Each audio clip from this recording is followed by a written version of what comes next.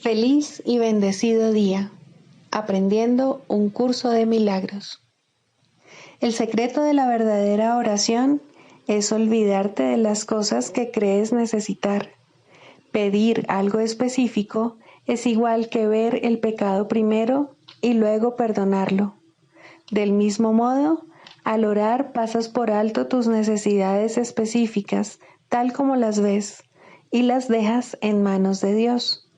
Ahí se convierten en los regalos que le haces, pues le dicen que no antepondrás otros dioses a Él, ni que quieres otro amor que el suyo. Este libro es un comienzo, no un final.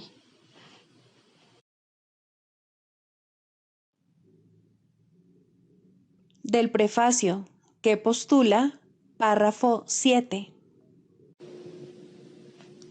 Solo las mentes pueden unirse realmente, y lo que Dios ha unido, ningún hombre lo puede desunir. No obstante, la verdadera unión, que nunca se perdió, solo es posible en el nivel de la mente de Cristo. El pequeño yo procura engrandecerse, obteniendo del mundo externo aceptación, posesiones y amor. El ser que Dios creó no necesita nada, está eternamente a salvo y es eternamente íntegro, amado y amoroso. Busca compartir en vez de obtener, extender en vez de proyectar. No tiene necesidades de ninguna clase y solo busca unirse a otros que, como él, son conscientes de su propia abundancia.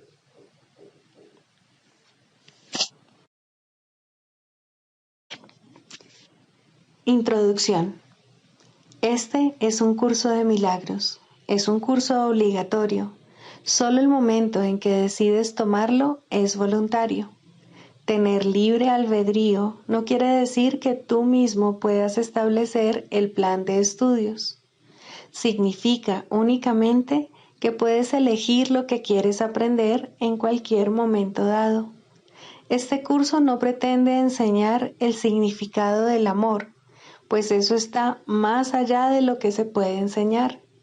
Pretende, no obstante, despejar los obstáculos que impiden experimentar la presencia del amor, el cual es tu herencia natural. Lo opuesto al amor es el miedo, pero aquello que todo lo abarca no puede tener opuestos.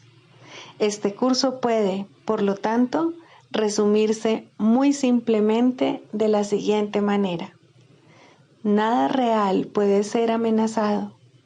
Nada irreal existe. En esto radica la paz de Dios.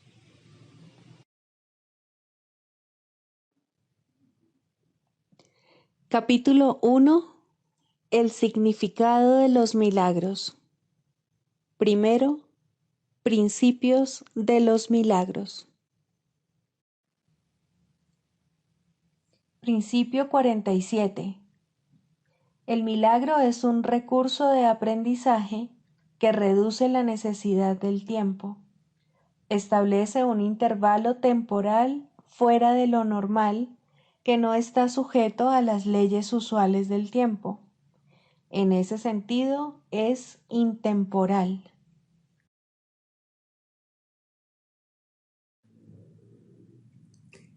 Capítulo 30.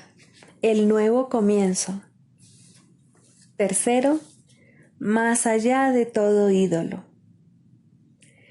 Los ídolos son algo muy concreto, mas tu voluntad es universal, puesto que es ilimitada. Y así no tiene forma, ni su contenido se puede expresar en función de la forma. Los ídolos son límites. Representan la creencia de que hay ciertas formas que pueden brindar felicidad y de que, limitando, se consigue todo. Es como si dijeras, no tengo necesidad de todo, lo único que quiero es este trocito y para mí será como si fuese todo. Y esto no puede sino dejarte insatisfecho porque tu voluntad es que todo sea tuyo. Decídete en favor de los ídolos y estarás buscando perder. Decídete por la verdad y todo será tuyo. No es la forma en sí lo que andas buscando. ¿Qué forma puede ser un sustituto del amor de Dios el Padre? ¿Qué forma puede ocupar el lugar de todo el amor que reside en la divinidad de Dios el Hijo? ¿Qué ídolo puede dividir en dos lo que es eternamente uno? ¿Y se podría acaso limitar lo que es ilimitado? Tú no deseas ningún ídolo, pues esa no es tu voluntad. Ningún ídolo puede concederte el regalo que buscas. Cuando decides qué forma debe tener lo que quieres, dejas de entender su propósito. Y de ese modo, ves tu voluntad en el ídolo, reduciéndola así a una forma concreta.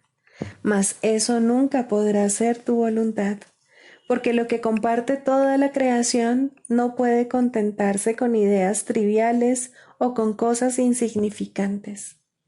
Tras la búsqueda de todo ídolo, yace el anhelo de compleción. Lo pleno no tiene forma porque es ilimitado.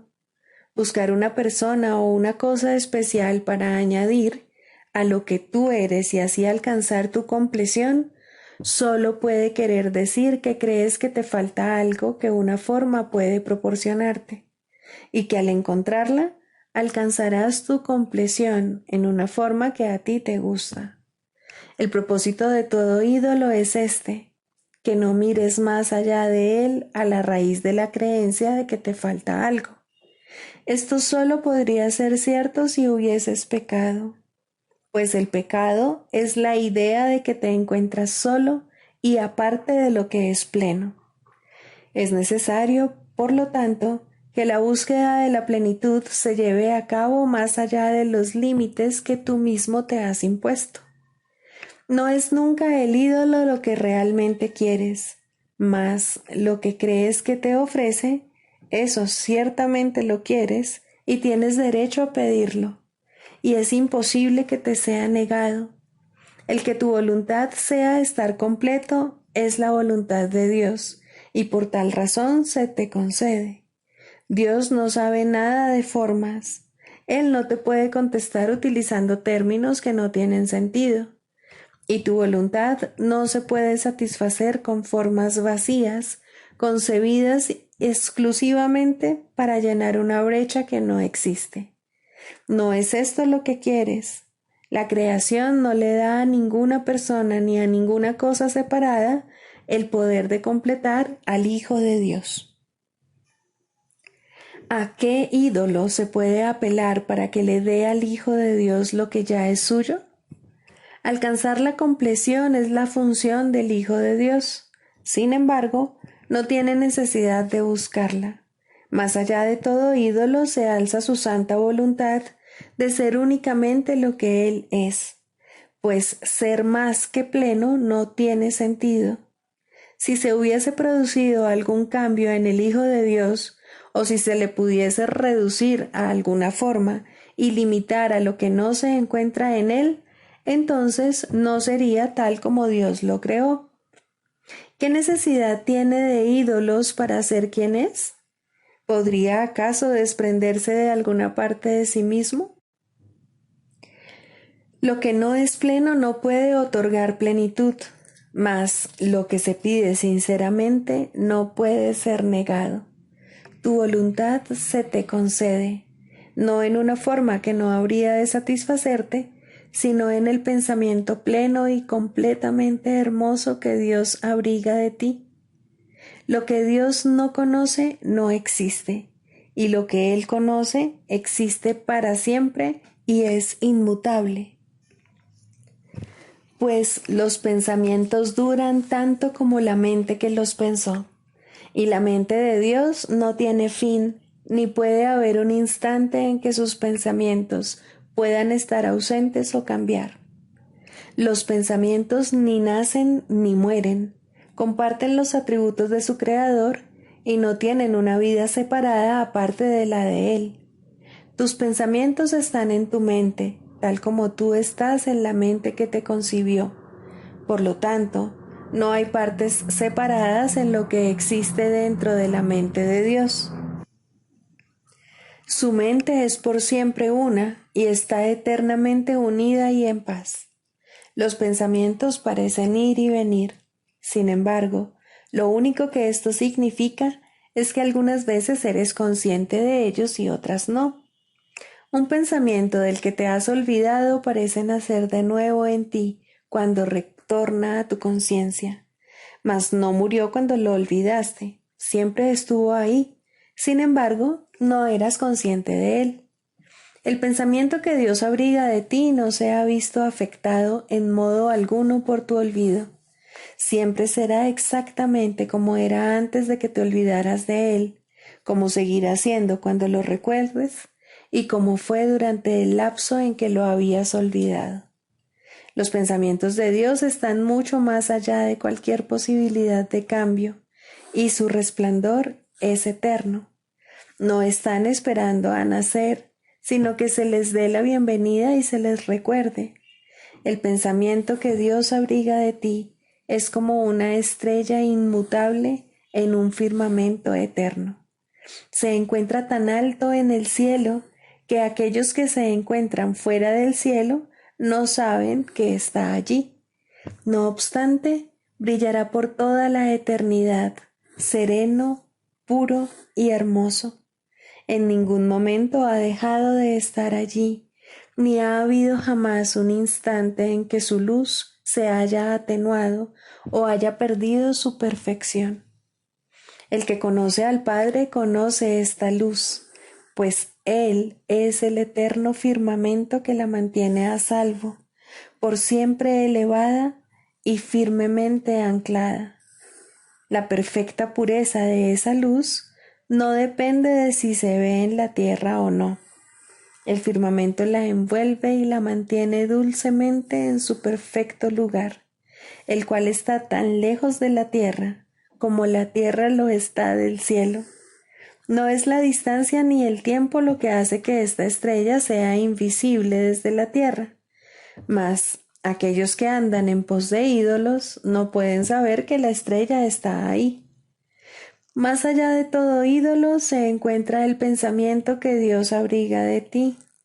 Este pensamiento no se ve afectado en modo alguno por la confusión y el terror del mundo, por los sueños de nacimiento y muerte que aquí se tienen, ni por las innumerables formas que el miedo puede adoptar, sino que, sin perturbarse en lo más mínimo, sigue siendo tal como siempre fue. Rodeado de una calma tan absoluta que el estruendo de batallas ni siquiera llega hasta él. Dicho pensamiento descansa en la certeza y en perfecta paz.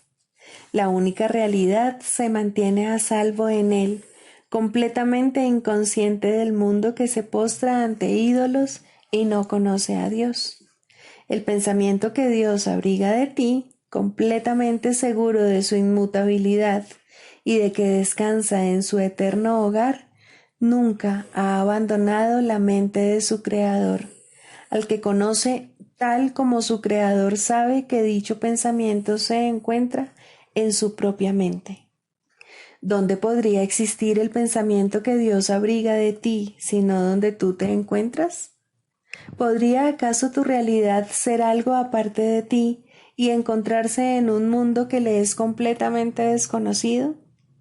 Fuera de ti no hay firmamento eterno, ni estrella inmutable, ni realidad alguna.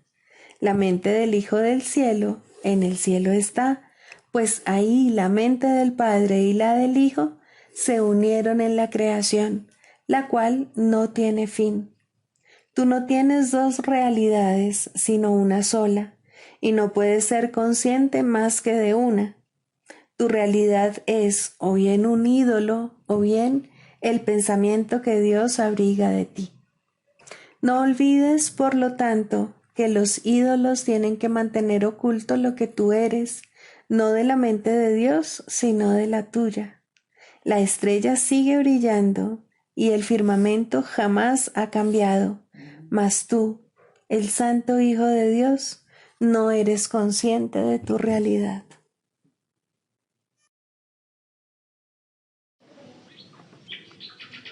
Libro de ejercicios, lección 60. Estas son las ideas para el repaso de hoy.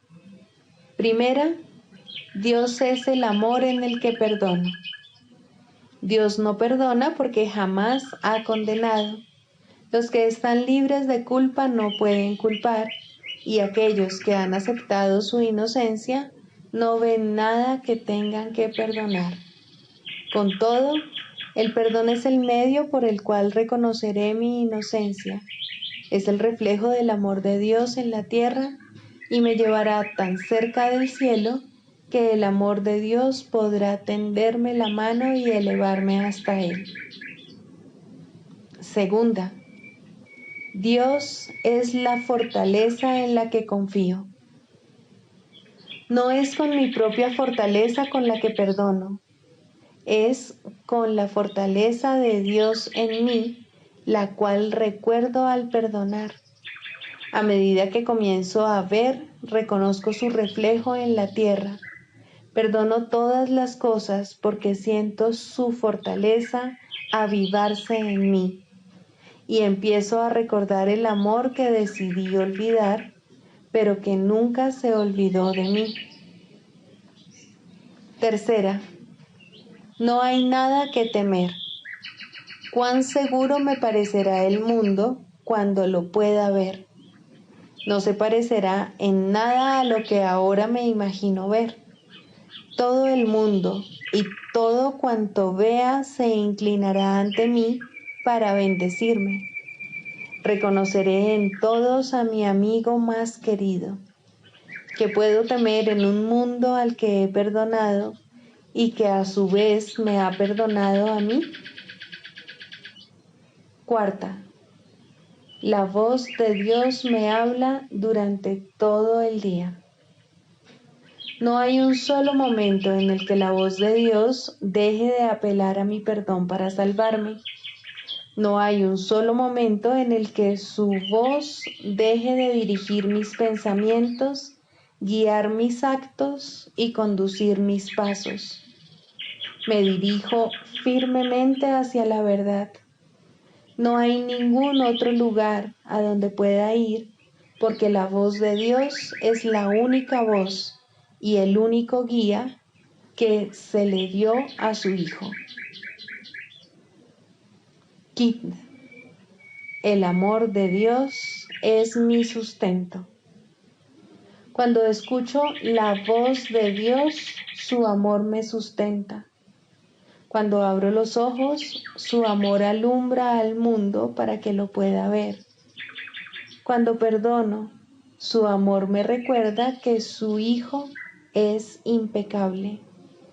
Y cuando contemplo al mundo con la visión que Él me dio, recuerdo que yo soy su hijo.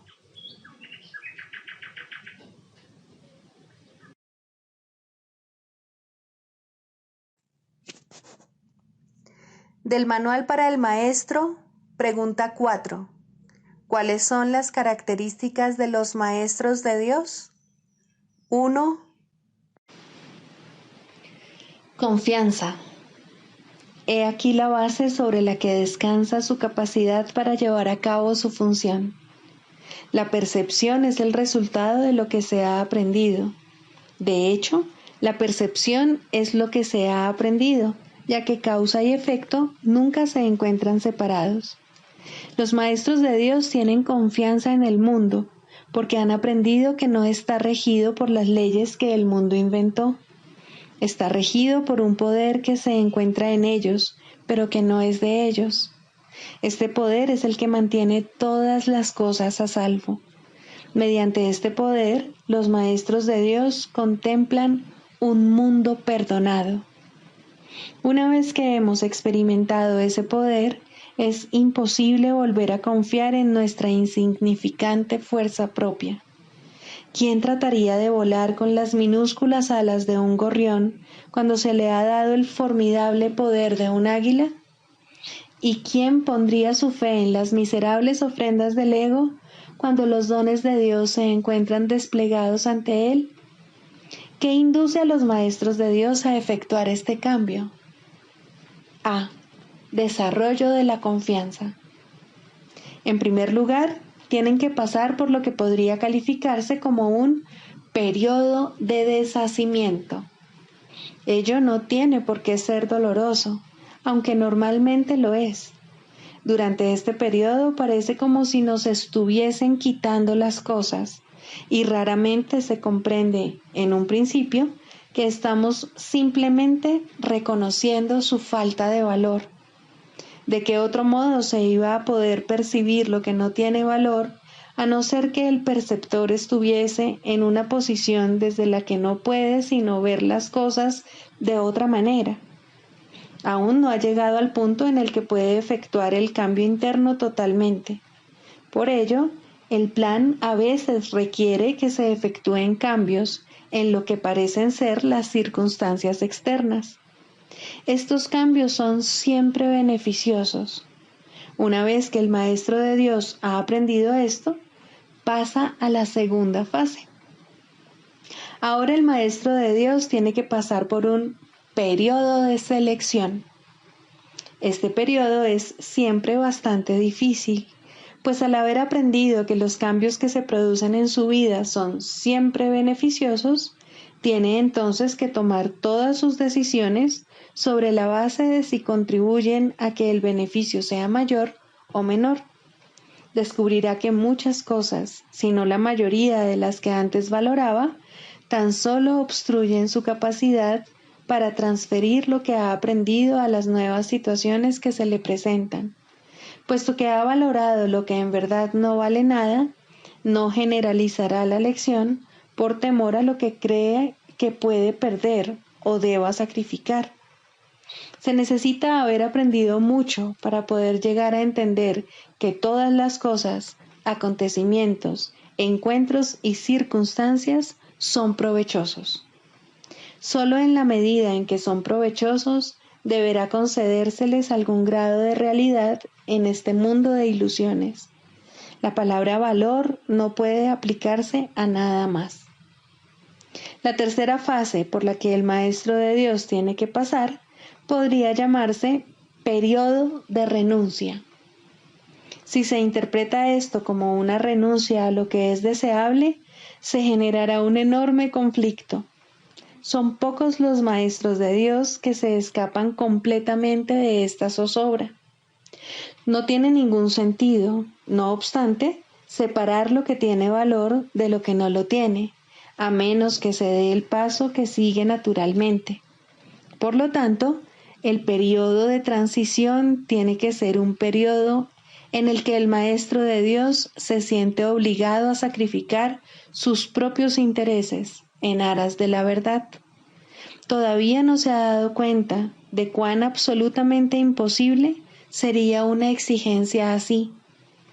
Esto solo lo puede aprender a medida que renuncia realmente a lo que no tiene valor. Mediante esa renuncia, aprende que donde esperaba aflicción, encuentra en su lugar una feliz despreocupación. Donde pensaba que se le pedía algo, se encuentra agraciado con un regalo. Ahora llega un periodo de asentamiento. Es este un periodo de reposo en el que el Maestro de Dios descansa razonablemente en paz por un tiempo. Ahora consolida su aprendizaje. Ahora comienza a ver el valor de transferir lo que ha aprendido de unas situaciones a otras. El potencial de lo que ha aprendido es literalmente asombroso, y el Maestro de Dios ha llegado a un punto en su progreso desde el que puede ver que en dicho aprendizaje radica su escape. Renuncia a lo que no quieres y quédate con lo que sí quieres. Qué simple es lo obvio y qué fácil. El Maestro de Dios necesita este periodo de respiro. Todavía no ha llegado tan lejos como cree, mas cuando está listo para seguir adelante, marcharán a su lado compañeros poderosos. Ahora descansa por un rato y los convoca antes de proseguir. A partir de ahí, ya no seguirá adelante solo. La siguiente fase es ciertamente un periodo de inestabilidad. El maestro de Dios debe entender ahora que en realidad no sabía distinguir entre lo que tiene valor y lo que no lo tiene. Lo único que ha aprendido hasta ahora es que no desea lo que no tiene valor y que sí desea lo que tiene. Su propio proceso de selección, no obstante, no le sirvió para enseñarle la diferencia. La idea de sacrificio, tan fundamental en su sistema de pensamiento, imposibilitó el que pudiese discernir. Pensó que había aprendido a estar dispuesto, pero ahora se da cuenta de que no sabe para qué sirve estar dispuesto. Ahora tiene que alcanzar un estado que puede permanecer fuera de su alcance por mucho, mucho tiempo. Tiene que aprender a dejar de lado todo juicio y a preguntarse en toda circunstancia qué es lo que realmente quiere. De no ser porque cada uno de los pasos en esta dirección está tan fuertemente reforzado, cuán difícil sería darlos. Finalmente, llega un periodo de logros. Ahora es cuando se consolida su aprendizaje. Lo que antes se consideraba simples sombras se han convertido ahora en ganancias substanciales con las que puede contar en cualquier emergencia, así como también en los periodos de calma. En efecto, el resultado de esas ganancias no es otro que la tranquilidad, el fruto de un aprendizaje honesto, de un pensamiento congruente y de una transferencia plena. Esta es la fase de la verdadera paz, pues aquí se refleja plenamente el estado celestial. A partir de ahí, el camino al cielo está libre y despejado y no presenta ninguna dificultad. En realidad ya está aquí. ¿Quién iba a querer ir a ninguna otra parte si ya goza de absoluta paz? ¿Y quién querría cambiar su tranquilidad por algo más deseable? ¿Qué podría ser más deseable? Manual para el maestro. Pregunta 1. ¿Quiénes son los maestros de Dios? Un maestro de Dios es todo aquel que decide serlo. Sus atributos consisten únicamente en esto. De alguna manera y en algún lugar, ha elegido deliberadamente no ver sus propios intereses como algo aparte de los intereses de los demás. Una vez que ha hecho esto, su camino ha quedado establecido y su dirección es segura. Una luz ha entrado en las tinieblas. Tal vez sea una sola luz, pero con una basta. El Maestro de Dios ha hecho un compromiso con Dios, aunque todavía no crea en Él. Se ha convertido en un portador de salvación. Se ha convertido en un Maestro de Dios. Los maestros de Dios proceden de todas partes del mundo y de todas las religiones, aunque algunos no pertenecen a ninguna religión. Los maestros de Dios son los que han respondido. La llamada es universal y está activa en todo momento y en todas partes. Dicha llamada invoca a los maestros a que hablen en favor de ella y a que rediman el mundo. Muchos la oyen, pero muy pocos responden.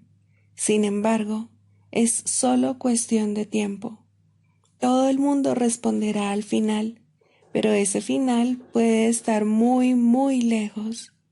Esta es la razón por la que se estableció el plan de los maestros. Su función es ahorrar tiempo. Cada uno comienza como una sola luz, pero como tiene la llamada en el mismo centro de su ser, esa luz no puede restringirse, y cada uno de ellos ahorra miles de años, tal como el mundo juzga el tiempo. Mas para la llamada en sí, el tiempo no significa nada. Cada maestro de Dios tiene su propósito. La estructura de éste varía enormemente así como los medios particulares de enseñanza empleados. El contenido del curso, no obstante, nunca varía. Su tema central es siempre: el Hijo de Dios es inocente y en su inocencia radica su salvación. Esto se puede enseñar con acciones o con pensamientos, con palabras o sin ellas, en cualquier lenguaje o sin lenguaje, en todo lugar o momento o en cualquier forma. No importa lo que el maestro haya sido antes de oír la llamada. Al responder, se ha convertido en un salvador. Ha visto a alguien más como a sí mismo. Ha encontrado, por lo tanto, su propia salvación y la salvación del mundo. Con su renacer, renace el mundo. Este manual está dedicado a una enseñanza especial y dirigido a aquellos maestros que enseñan una forma particular del curso universal. Existen muchas otras formas, todas con el mismo desenlace. Su propósito es simplemente ahorrar tiempo. No obstante, solo el tiempo se arrastra pesadamente y el mundo ya está muy cansado. Está viejo, agotado y sin esperanzas, mas el desenlace final nunca se puso en duda, pues, ¿qué puede cambiar la voluntad de Dios? Pero el tiempo, con sus ilusiones de cambio y de muerte, agota al mundo y a todas las cosas que habitan en él. Al tiempo, no obstante, le llegará su final, y propiciar ese final es la función de los maestros de Dios, pues el tiempo está en sus manos. Tal fue su elección, y así se les concedió.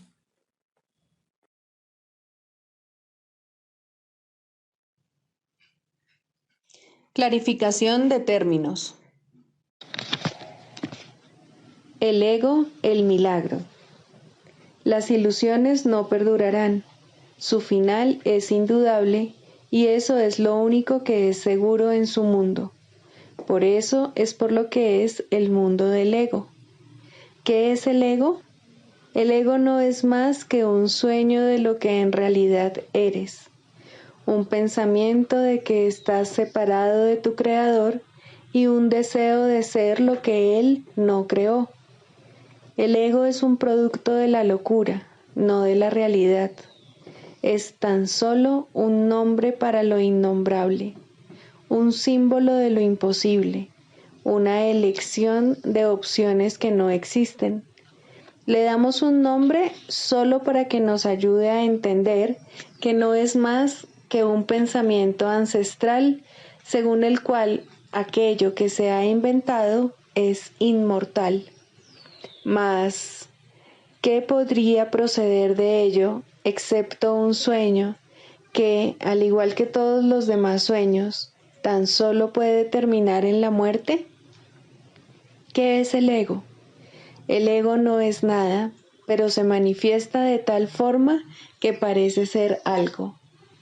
En un mundo de formas no se puede negar al ego, pues solo él parece real. Mas, ¿podría el Hijo de Dios, tal como su Padre lo creó, morar en una forma o en un mundo de formas? Si alguien te pide que definas al ego y expliques cómo se originó, es porque cree que el ego es real e intenta, por definición, asegurarse de que su naturaleza ilusiva quede oculta tras las palabras que parecen otorgarle realidad. Ninguna definición que se haya hecho de una mentira puede hacer que ésta sea verdad, ni tampoco puede haber una verdad que las mentiras puedan realmente ocultar. La irrealidad del ego no se niega con palabras, ni su significado se vuelve claro por el hecho de que su naturaleza parezca tener una forma. ¿Quién puede definir lo indefinible? Sin embargo, incluso para esto hay una respuesta. No podemos formular realmente una definición de lo que es el ego, pero sí podemos decir lo que no es, y esto lo podemos ver con perfecta claridad. Basándonos en eso, podemos deducir lo que es. Observa su opuesto y verás la única respuesta que tiene sentido. A lo opuesto al ego, desde cualquier punto de vista, origen, efectos y consecuencias, le llamamos milagro. En él encontramos todo lo que no tiene que ver con el ego en este mundo. El milagro es lo opuesto al ego, y solo en él podemos observar lo que era el ego, pues en él vemos lo que éste aparentemente hacía, y la causa y sus efectos no pueden sino seguir siendo una misma cosa. Donde antes había obscuridad, ahora veremos luz. ¿Qué es el ego? Lo que antes era la obscuridad. ¿Dónde está el ego? Donde antes estaba la oscuridad. ¿Qué es ahora y dónde puede encontrársele? No es nada y no se le puede encontrar en ninguna parte. Ahora la luz ha llegado y su opuesto se ha ido sin dejar ni rastro. Donde antes había maldad, ahora hay santidad. ¿Qué es el ego? Lo que antes era maldad. ¿Dónde está el ego? En una pesadilla que solo parecía ser real mientras la estabas soñando. Donde antes había crucifixión, ahora está el Hijo de Dios. ¿Qué es el ego? ¿Quién tiene necesidad de preguntar? ¿Dónde está el ego? ¿Quién necesita ir en busca de ilusiones ahora que los sueños han desaparecido? ¿Qué es un milagro? Un milagro es un sueño también, pero si observas todos los aspectos de ese sueño, jamás volverás a dudar. Observa el bondadoso mundo que se extiende ante ti mientras caminas envuelto en mansedumbre. Observa a los ayudantes que encuentras a lo largo del camino que recorres, felices ante la certeza del cielo y la garantía de paz. Y observa también, por un instante, lo que por fin dejaste atrás y finalmente pasaste de largo. Esto es lo que era el ego, el odio cruel, la necesidad de venganza y los gritos de dolor, el miedo a la muerte y el deseo de matar, la ilusión de no tener hermanos y el yo que parecía estar solo en el universo. El milagro corrige este terrible error con respecto a ti mismo, con la misma dulzura con la que una madre amorosa adormece con su canto a su criatura. ¿No preferirías escuchar un canto así? ¿No contestaría ese canto todo lo que pensabas preguntar, haciendo incluso que la pregunta dejase de tener sentido? Tus preguntas no tienen respuesta, ya que han sido planteadas para acallar la voz de Dios, la cual nos hace a todos una sola pregunta. ¿Estás listo ya para ayudarme a salvar el mundo? Pregunta esto en vez de preguntar qué es el ego, y verás un súbito resplandor envolver al mundo que el ego fabricó. Ahora no se le niega a nadie ningún milagro. El mundo se ha salvado de todo lo que tú pensabas que era, y lo que es ha sido siempre absolutamente puro y jamás ha sido condenado. El milagro perdona, el ego condena. No se necesita ninguna otra definición para ninguno de ellos excepto esta. Mas, ¿qué definición podría ser más cierta o estar más a tono con lo que es la salvación? Con esto, el problema y la respuesta se llevan una al lado del otro, y al estar finalmente juntos, la elección es obvia. ¿Quién elegiría el infierno de reconocer que eso es lo que está eligiendo? ¿Y quién no seguiría adelante un poco más cuando le ha sido dado comprender que el camino es corto y que el cielo es su meta?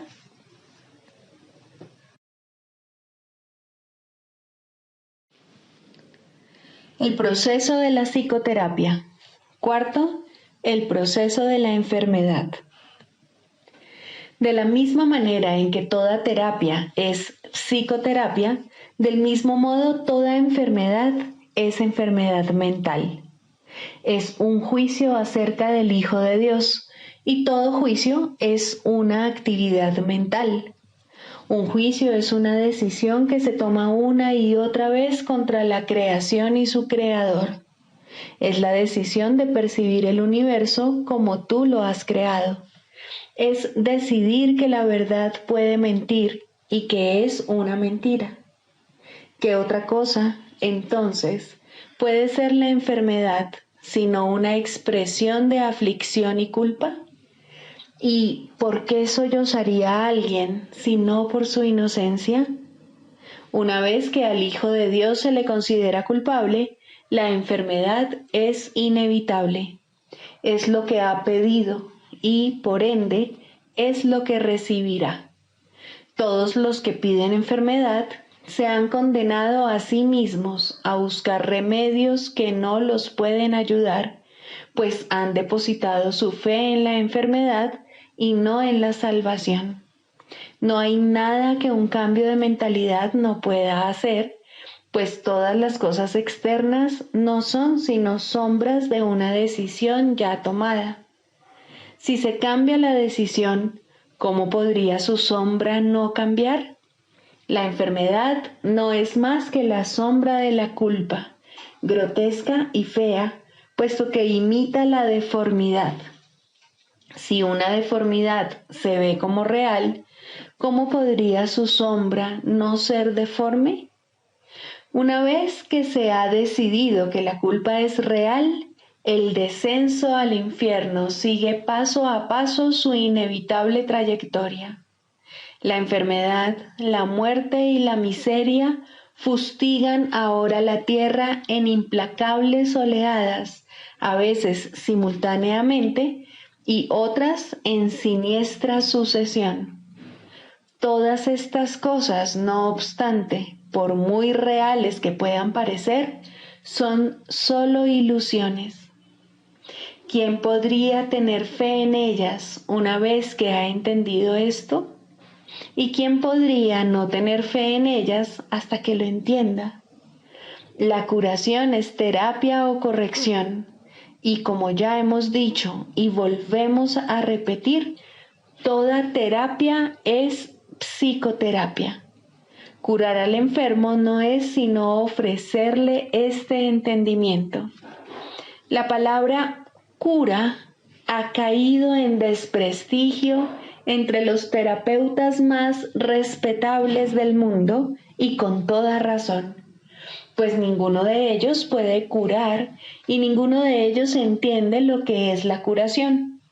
En el peor de los casos, le otorgan realidad al cuerpo en sus propias mentes, y una vez que han hecho esto, apelan a la magia para curar los males con los que sus mentes dotaron al cuerpo. ¿Cómo podría este proceso curar? Es ridículo de principio a fin, mas una vez comenzado, del mismo modo ha de concluir. Es como si Dios fuese el diablo y fuera necesario encontrarle en el mal. ¿Cómo podría haber amor ahí? ¿Y cómo podría lo enfermo curar? ¿No son acaso estas dos preguntas la misma? En el mejor de los casos, es posible que los sanadores del mundo, y el término sanadores tal vez sea cuestionable aquí, lleguen a reconocer que la mente es la fuente de la enfermedad. Pero su error estriba en la creencia de que la mente puede sanarse a sí misma. Esto tiene algún mérito en un mundo donde el concepto de grados de error tiene sentido. No obstante, sus curas siguen siendo provisionales, o bien puede que surja otra enfermedad que reemplace a la anterior, pues mientras no se comprenda el significado del amor, la muerte no se ha superado. ¿Y quién puede comprenderlo sin la palabra de Dios que Él dio al Espíritu Santo para que fuese su regalo para ti? Cualquier clase de enfermedad puede definirse como el resultado de verse a uno mismo débil, vulnerable, malvado y en peligro, y, por ende, en constante necesidad de defensa. Sin embargo, si el yo fuese realmente así, cualquier defensa sería inútil. Las defensas que se procuran, por lo tanto, no pueden sino ser mágicas. Deben superar todos los límites percibidos en uno mismo y, simultáneamente, forjar un nuevo concepto propio en el cual el antiguo no tiene cabida. En resumen, el error se acepta como real y se lidia con él mediante ilusiones. Al haberse llevado la verdad al ámbito de las ilusiones, la realidad se ha vuelto una amenaza y se percibe como algo malvado. El amor se vuelve algo temible porque la realidad es amor. De este modo se cierra el círculo contra las incursiones de la salvación. La enfermedad es, por lo tanto, un error y necesita corrección.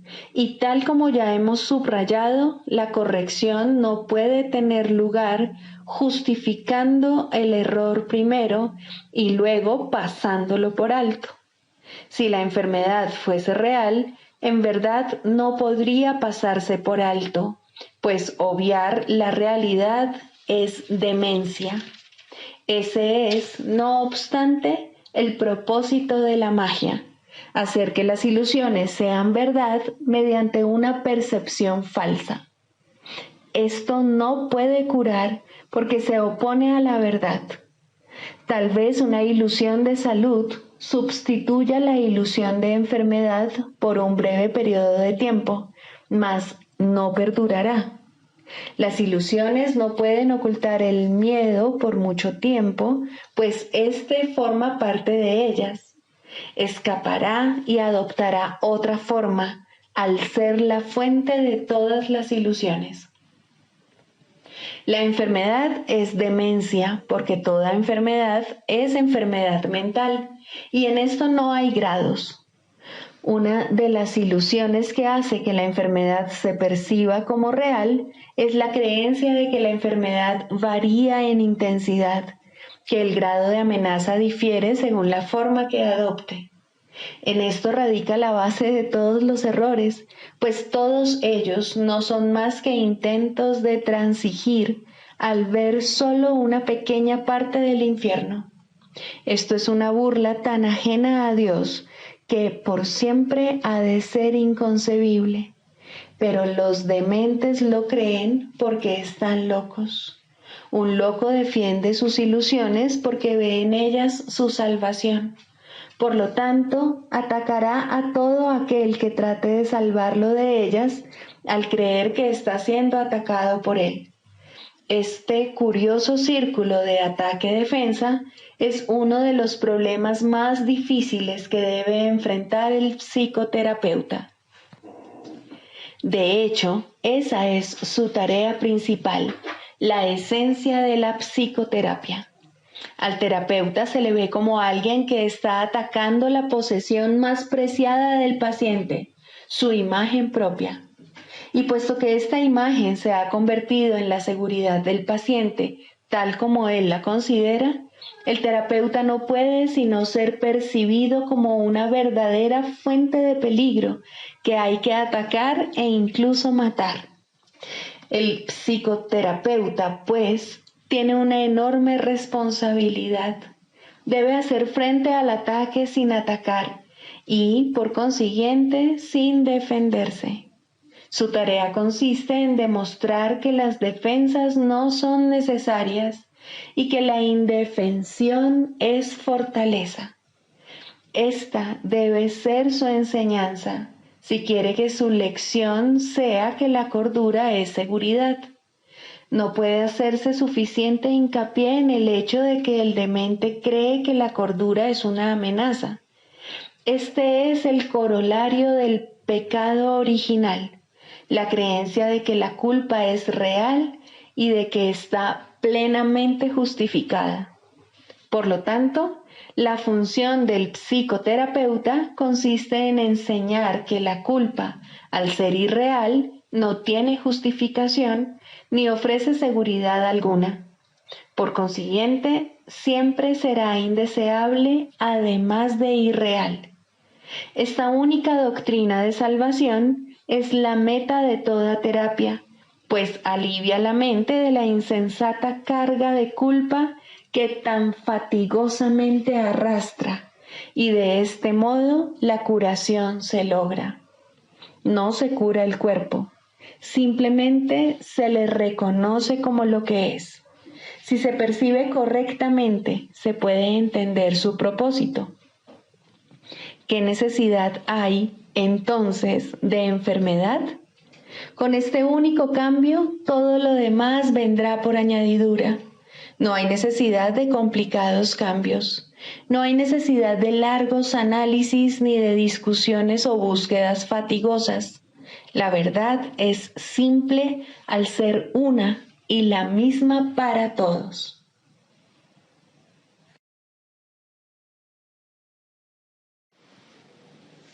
El canto de la oración. 2. El perdón. Introducción. El perdón da alas a la oración para que su ascenso sea fácil y su progreso veloz. Sin su fuerte apoyo sería inútil tratar de ir más allá del primer peldaño de la oración o incluso intentar ascender. El perdón es el aliado de la oración, su hermano en el plan para tu salvación. Ambos vendrán a sostenerte y a mantener tus pies firmemente plantados y tu propósito fuerte e inalterable. Contempla la ayuda más grande que Dios ordenó que estuviese contigo hasta que llegues a Él, y con esto llega el fin de las ilusiones. A diferencia de la naturaleza intemporal de su hermana, la oración, el perdón tiene un final, pues se vuelve innecesario cuando el ascenso se completa. No obstante, por ahora tiene un propósito más allá del cual no puedes ir, ni es necesario que lo hagas. Logra esto y habrás sido redimido. Logra esto y habrás sido transformado. Logra esto y salvarás al mundo. Primero, perdonarte a ti mismo. Ningún regalo del cielo ha sido tan mal interpretado como el perdón. De hecho, se ha convertido en una calamidad, en una maldición allí donde debía bendecir, en una cruel burla de la gracia, en una parodia de la santa paz de Dios. Pero aquellos que aún no han elegido dar los primeros pasos en el camino de la oración, no pueden sino usarlo de esa manera. La benevolencia del perdón resulta imperceptible al principio, porque no se entiende lo que es la salvación ni realmente se busca. Lo que se concibió para curar se usa para herir, porque no se desea el perdón. La culpa se convierte en la salvación y el remedio parece ser una terrible alternativa a la vida. Así, pues, el perdón para destruir se adapta mucho mejor al propósito del mundo que el verdadero objetivo del perdón y los medios honestos por los cuales éste se alcanza. El perdón para destruir no pasará por alto ningún pecado, ningún crimen, ni ninguna traza de culpa que pueda buscar, encontrar y, entre comillas, amar. Amado de su corazón es el error, y las faltas lucen enormes y crecen y se expanden ante su mirada. Selecciona cuidadosamente todas las cosas perversas y pasa por alto lo amoroso, como si de una plaga se tratase, algo odioso teñido de peligro y muerte. El perdón para destruir es la muerte, y eso es lo que ve en todo lo que contempla y odia. La misericordia de Dios se ha convertido en un cuchillo retorcido que busca destruir al Santo Hijo que Él ama. ¿Te perdonarías a ti mismo por todo esto? Aprende entonces que Dios te ha dado los medios a través de los cuales puedes retornar a Él en paz. No veas el error, no lo hagas real. Selecciona lo amoroso y perdona el pecado al elegir en su lugar la faz de Cristo. ¿De qué otra manera puede la oración regresar a Dios? Él ama a su Hijo. ¿Podrías acordarte de Él y al mismo tiempo odiar lo que Él creó? Odiarás al Padre si odias al Hijo que Él ama.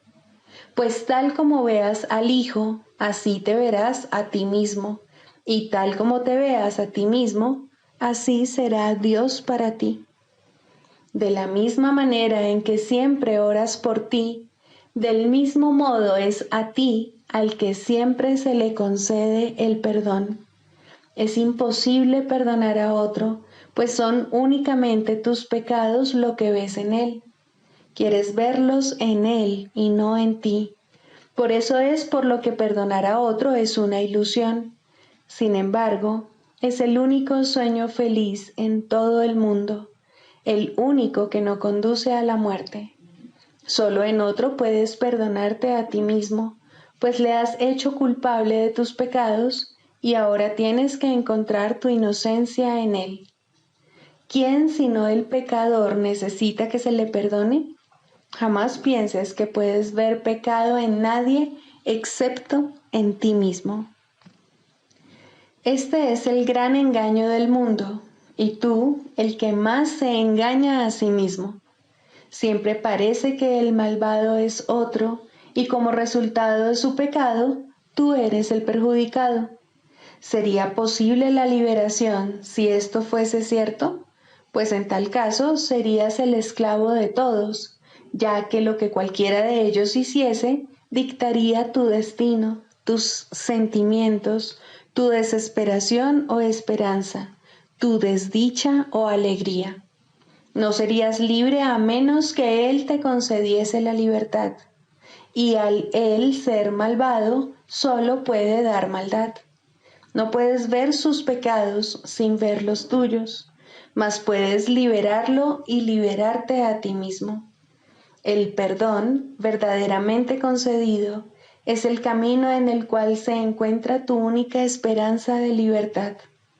Otros cometerán errores al igual que tú, mientras esta parodia de mundo parezca ser tu hogar. No obstante, Dios mismo dio a todos sus hijos un remedio para todas las ilusiones que creen ver. La visión de Cristo no utiliza tus ojos, pero tú puedes mirar a través de los suyos y aprender a ver como Él. Los errores no son sino diminutas sombras que desaparecen fugazmente y que solo por un instante parecen ocultar la faz de Cristo, que continúa inmutable tras todas ellas. Su constancia permanece en tranquilo silencio y perfecta paz. Él no sabe de sombras. Suyos son los ojos que ven, más allá del error, al Cristo en ti. Pide entonces su ayuda y pregúntale cómo aprender lo que es el perdón, tal como su visión lo ve. Tienes necesidad de lo que Él da, y tu salvación depende de lo que aprendas. La oración no es libre para llegar hasta el cielo, mientras el perdón para destruir permanezca contigo. La misericordia de Dios eliminará de tu santa mente esta manera de pensar mordaz y venenosa. Cristo te ha perdonado y en su visión el mundo se torna tan santo como Él. Quien no ve maldad en el mundo, ve como Él, pues lo que Él ha perdonado no ha pecado, y así ya no hay más culpa. El plan de la salvación se ha cumplido y la cordura ha llegado. El perdón es la llamada a la cordura, pues ¿quién sino un demente se fijaría en el pecado cuando en su lugar puede ver la faz de Cristo? Esta es la elección que tienes ante ti, la más simple y sin embargo la única que puedes hacer. Dios te pide que salves a su Hijo de la muerte, ofreciéndole el amor de Cristo. Esta es tu necesidad y Dios te ofrece este regalo. Tal como Él da, así tienes que dar tú también. Y de este modo, la oración se restituye a lo amorfo, más allá de todo límite a la intemporalidad, sin nada del pasado que le impida volver a unirse al perenne canto que toda la creación le entona a su Dios. Mas para alcanzar este fin, y antes de llegar allí donde el aprendizaje ya no tiene objeto, debes primero aprender. El perdón es la llave, mas ¿quién puede usar una llave cuando no sabe dónde está la puerta para la que se hizo y para la que solamente sirve? Por lo tanto, tenemos que hacer una clara distinción, de modo que la oración pueda ser liberada de la oscuridad y llegar a la luz. El papel del perdón debe invertirse y limpiarse de todo uso malvado y de las metas de odio para las que se ha empleado. El perdón para destruir debe ponerse al descubierto en toda su perfidia y luego abandonarse para siempre.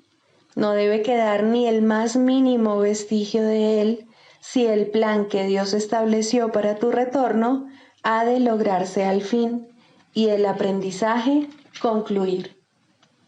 Este es el mundo de los opuestos y tienes que elegir entre ellos a cada instante mientras el mundo siga siendo real para ti. No obstante, debes aprender cuáles son las alternativas que verdaderamente tienes, o no serás capaz de lograr tu libertad. Deja, pues, que te resulte claro lo que el perdón en realidad significa para ti, y aprende lo que debería hacer para hacerte libre. El nivel de tu oración depende de ello, pues aquí espera por su libertad para elevarse del mundo del caos y llegar a la paz.